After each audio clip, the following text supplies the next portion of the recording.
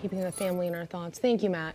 An annual celebration in Amherst that results in dozens of arrests and hospitalizations each year is now just hours away. Western Mass News reporter Madison Lazowski is getting answers from UMass students on whether they're choosing to participate in the party. Madison, what did you hear?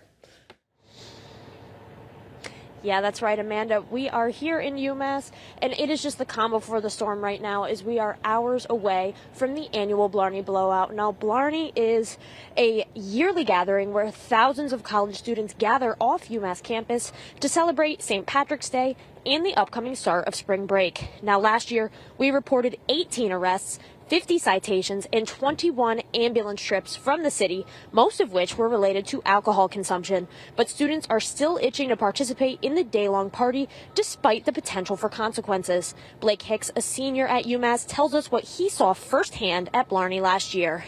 Yeah, there was a couple of arrests. I even saw like a bunch of ambulances taking a lot of people away.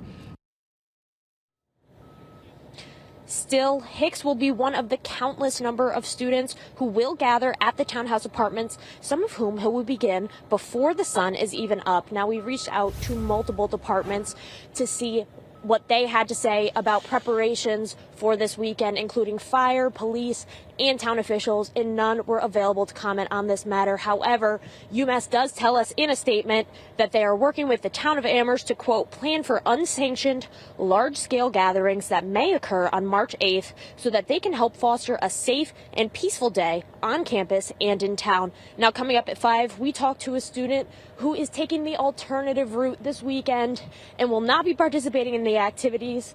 And this is something that the school is pushing for students to participate in as well. But for now, reporting live in Amherst, Madison Lazowski for Western Mass News. All right, Madison, thank you. Still ahead, an interview on Fox News featuring Education Secretary Linda